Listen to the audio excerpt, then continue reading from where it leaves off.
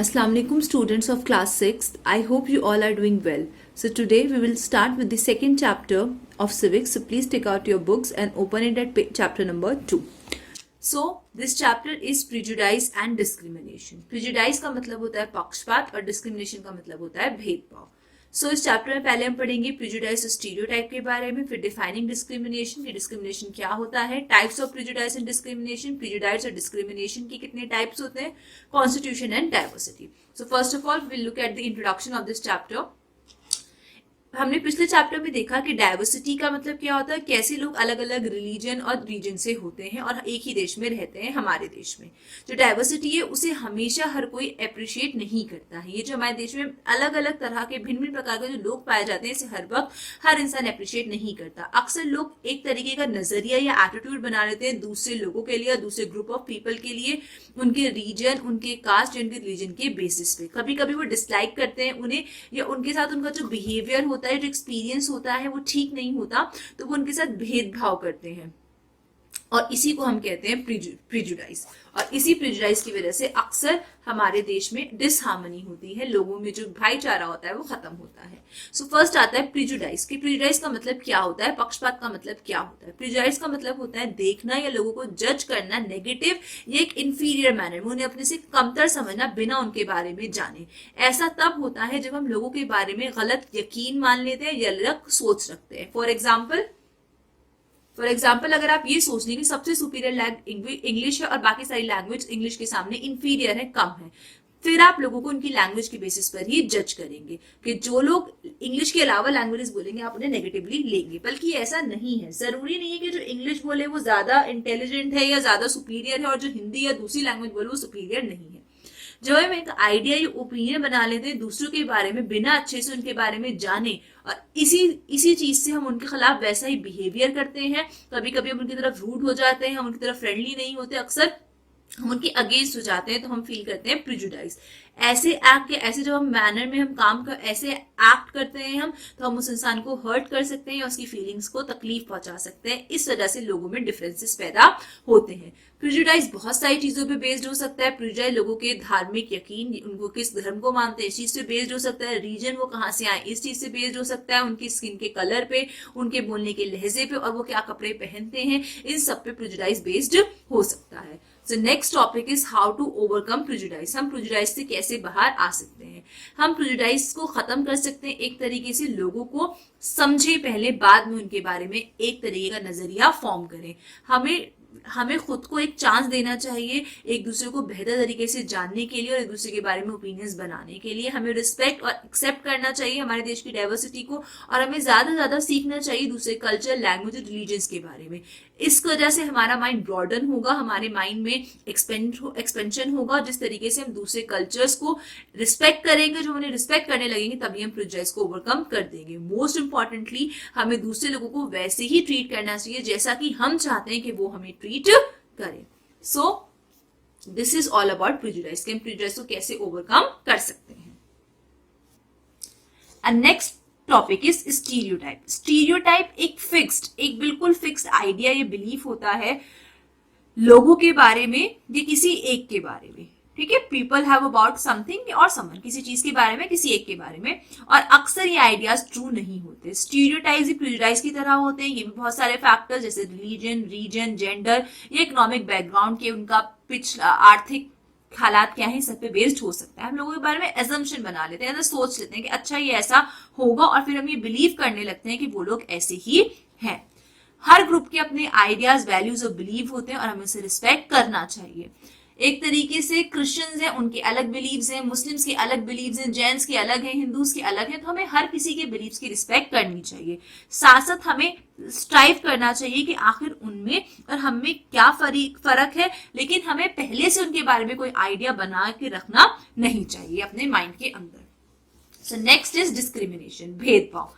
Discrimination तब emerge होता है जब लोग प्रिजुडाइस या स्टीरियोटाइप को लेके काम करते हैं. जब लोग अपने दिमाग में एक फिक्स सोच रखते हैं दूसरे लोगों के बारे में, तभी पैदा होता है डिस्क्रिमिनेशन. इसकी वजह से लोग डिस्टिंक्शन करने लगते हैं, भेदभाव करने लगते हैं लोगों के बीच में, उनके धर्म, region, caste, economic background, gender को लेके.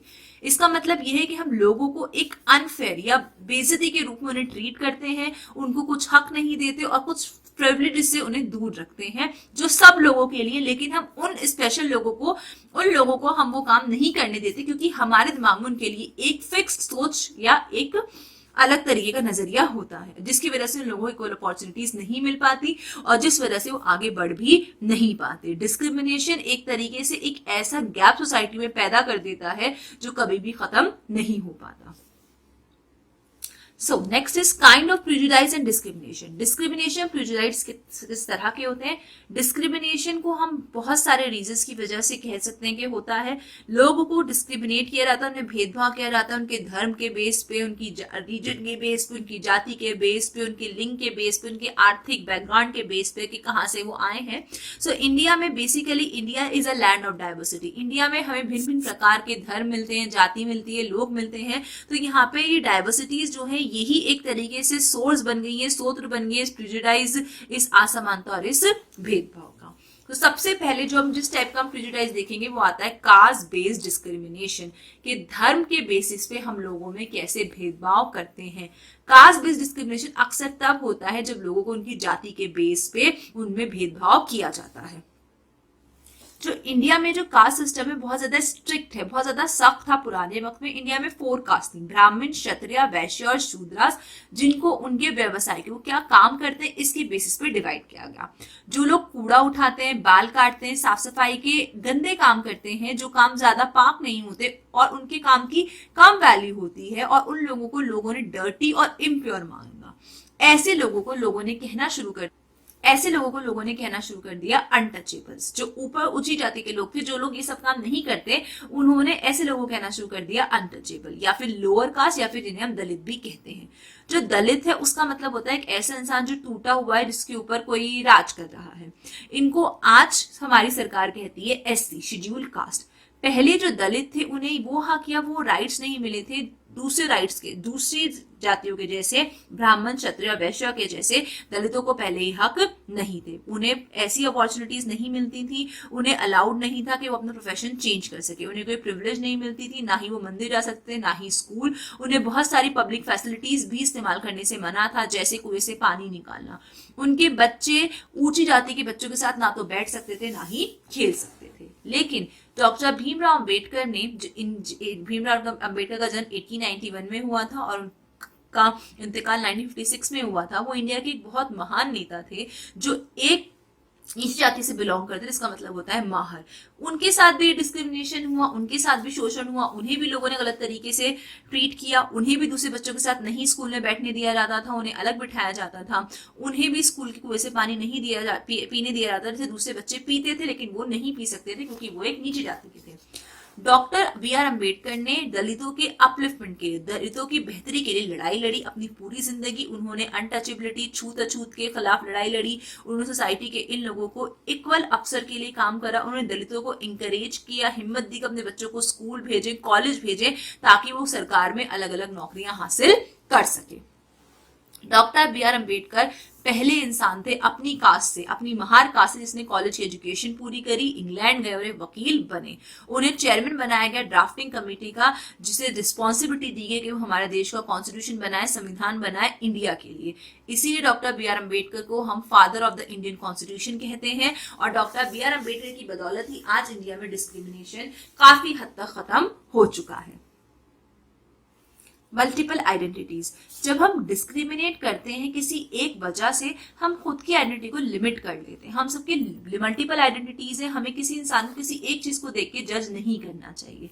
बहुत सारे फैक्टर्स है एक इंसान की आइडेंटिटी बनाने के, जैसे वो कहाँ रहता है, उसके आसपास कैसे लोग हैं। जैसे अगर हमारी आइडेंटिटी हम देखें हम कहाँ रहते हैं, तो यह है कि हम सिलमपुर में रहते हैं। अगर हमारी आइडेंटिटी हमारे रिलीजन के बेसिस पे देखी जाए तो हम मुस्लिम है। अगर हमारी आइडेंटिटी हमारी कास्ट के बेसिस पे देखा जाए तो कुछ और है। अगर हमारी आइडेंटिटी हमारे स्कूल की बेसिस पे देखी जाए तो हम न्यू मून स्कूल में पढ़ते हैं। सो बहुत सारी बेसिस या फैक्टर्स होते हैं जिसपे हमारे किसी एक इंसान की आइडेंटिटी होती है, पहचान होती है। लेकिन किसी एक वजह से उसके साथ भेदभाव करना ये चीज गलत है। माइग्रेशन और मोबिलिटी आजकल बहुत ज्यादा आसान हो चुकी है, लोग एक जगह दूसरी जगह बहुत आसानी से पहुंच पाते हैं, जिसकी वजह से जो नंबर ऑफ पीपल है जिनकी मल्टीपल एथनिसिटीज है, नेशनल आइडेंटिटीज है, वो बहुत ज्यादा बढ़ने लगी है। इसलिए हमें किसी एक इंसान को किसी एक वजह से जज नहीं करना चाहिए। और next topic is constitution and diversity. जो स्ट्रगल था इंडियंस की आजादी के लिए ब्रिटिश रूल से, उसमें हम बहुत सारे ऐसे लोगों को देख सकते हैं जिन्होंने सबको बराबर समझा। जो स्ट्रगल था लार्ज ग्रुप का, उनका मेन ये था कि उन्हें लोगों को बराबर समझा। जो दलित, ट्राइबल, वुमेन, फार्मर थे, उन्होंने सिर्फ हमारी आजादी के लिए लड़ाई नहीं लड़ी, बल्कि उन्होंने अपनी इज्जत और समानता के लिए भी लड़ाई लड़ी। उन्होंने उन सारी असमानताओं और भेदभाव के खिलाफ लड़ाई लड़ी जो अपनी जाती जिंदगी में सामना करते थे। दलितों ने कोशिश करी कि वो मंदिरों में घुस पाए। फार्मर और ट्राइबल ने लड़ाई लड़ी कि उनके साथ जमींदार जो उनके ऊपर हाई ब्याज लगाते हैं वो ना लगाए। औरतों ने डिमांड करी कि उन्हें भी आदमियों की तरह पढ़ाई लिखाई का अवसर मिले। और जब इंडिया को 1947 में आजादी मिली, तो जो हमारे लीडर्स थे उन्हें इन सारी असमानताओं के बारे में पढ़ा था जो हमारे समाज में होती हैं, उन्हें पता था इन सारी असमानताओं के बारे में। इसलिए इंडियन कॉन्स्टिट्यूशन को इस तरीके से बनाया गया कि हमारे कॉन्स्टिट्यूशन के हिसाब से हमारे देश के सारे नागरिक समान हैं। हम किसी भी तरह के भेदभाव की इसमें जगह नहीं है, चाहे वो भेदभाव धर्म के बेस पर हो, जाति के, लिंग के, रंग के या भाषा के। हम किसी भी तरह के भेदभाव को एक्सेप्ट नहीं करेंगे। साथ साथ हमारे देश में हर इंसान को समान अवसर और समान मौके मिलेंगे और छूत अछूत हमारे देश में कानूनी तौर पे खत्म की गई है और एक सजा का पात्र होगा अगर कोई भी इंसान किसी के साथ छूत अछूत करता है। एक पनिशेबल क्राइम बन चुका है अनटचेबिलिटी, छूत-अछूत। और हमारा कॉन्स्टिट्यूशन अपलिफ्टमेंट भी करता है सामाजिक और आर्थिक रूप पे उन लोगों की जो हमारे समाज में थोड़े कमजोर हैं। तो इसीलिए ये हमारी ड्यूटी बनती है कि हम हमारे देश को प्रोटेक्ट करें इस सोशल अनजस्टिस से, इनजस्टिस से, सामाजिक नाइंसाफी से। हमारे कॉन्स्टिट्यूशन के हिसाब से हम एक सेक्युलर कंट्री हैं। People are free to follow any religion. हमारे देश के अंदर कोई भी इंसान कोई भी धर्म फॉलो कर सकता है, कोई भी भाषा बोल सकता है, कोई भी त्योहार मना सकता है, किसी भी तरह का काम कर सकता है जैसा वो चाहे। तो हमारे देश में ना ही कोई फिक्स रिलीजन है, ना लैंग्वेज है, ना फेस्टिवल है जो लोगों को फॉलो करना है। हमारे देश में सारे रिलीजन हमारी सरकार के द्वारा बराबर हैं। इन सब के अलावा जो इंडिपेंडेंट इंडिया है वो फिर भी अलग अलग तरीका के भेदभाव हमारे देश में देखे जाते हैं। इसलिए हमारी ड्यूटी है कि हम सब एक कदम उठाएं समानता की तरफ और इस चीज की तरफ कदम उठाएं कि हमारे देश की डाइवर्सिटी, इस भिन्नता का हम आदर करेंगे, इज्जत करेंगे। हमें किसी भी तरह का कोई भी डिस्क्रिमिनेशन कभी भी किसी के साथ नहीं करना है।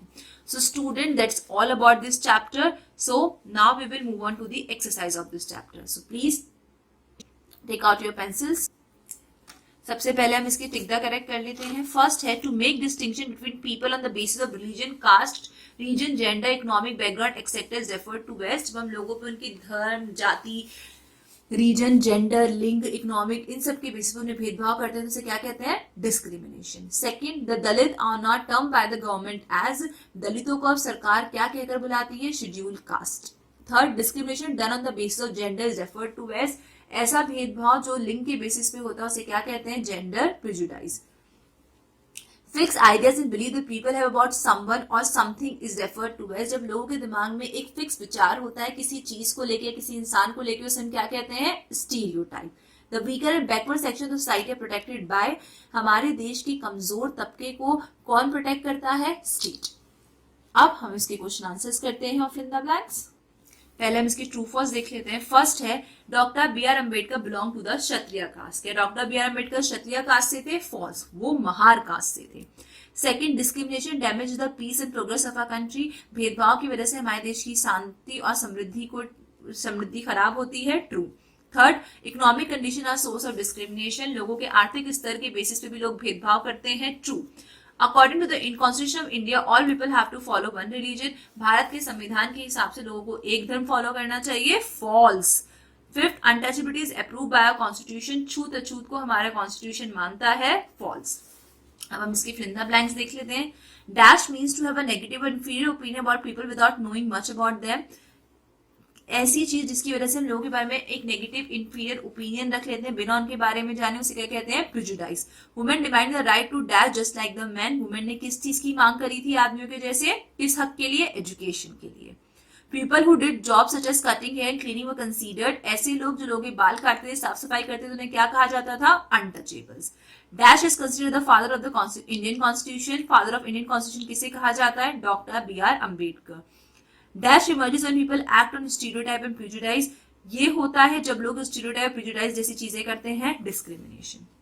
Now we will do the one word of this chapter. First, the term which means people who have been broken, किस शब्द का मतलब होता है? वो लोग जो टूट गए हैं, दलित। सेकेंड, टू जज people in a negative and inferior manner without knowing much about them, जो हम लोगों को कमतर समझते हैं अपने से बिना उनके बारे में जाने, उसे क्या कहते हैं? Prejudice. Third, to have fix ideas और बिलीव्स अबाउट समवन और समथिंग, किसी इंसान या किसी चीज के बारे में एक फिक्स विचार रखना क्या कहलाता है? Stereotype. Next, The people who were seen as dirty and impure, ऐसे लोग जिन्हें गंदा और अशुद्ध समझा जाता है, उन्हें क्या कहते हैं? Untouchables. Now we will do the question answers of this chapter. So हमारे ई का फर्स्ट क्वेश्चन है डिफाइन प्रिजुडाइज। प्रिजुडाइज क्या है, इसको डिफाइन करिए। इसका आंसर मिलेगा आपको पेज नंबर 203 पे। 203 पे आपका रिकैप दे रखा है। आपका रिकैप का जो फर्स्ट पॉइंट है वो है आपका आंसर नंबर ई का 1। सो अब हम ई का 2 देख लेते हैं। हमारे एक 2 क्वेश्चन है, what are the various factor due to which people feel discriminated against, किन किन वजह से लोग भेदभाव फील करते हैं। इस आंसर के लिए पहले आप क्वेश्चन में से लिखेंगे the various factors due to which people feel discriminated against, इसके आगे आप लिखेंगे आर। उसके बाद इस क्वेश्चन का आंसर मिलेगा आपको पेज नंबर 200 पे।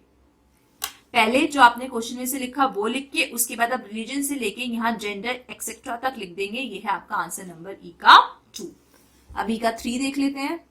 ई का 3 है, what did Dalit women peasant tribal fight for along with freedom from the British rule, दलितों ने, औरतों ने, किसानों ने, आदिवासियों ने आजादी के साथ साथ किस चीज के खिलाफ लड़ाई लड़ी।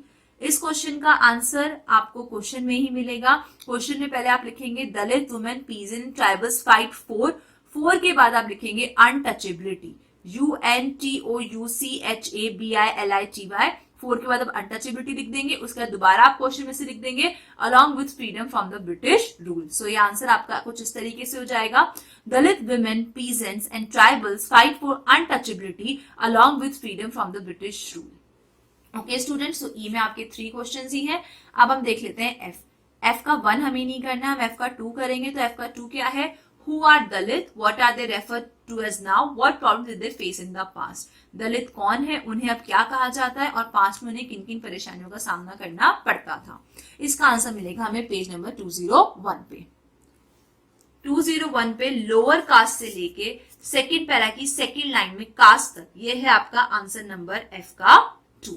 ओके स्टूडेंट्स, अब हम देखते हैं एफ का 3। हमारा नेक्स्ट क्वेश्चन है, how can we overcome prejudice. इसका आंसर मिलेगा आपको पेज नंबर 200 पे।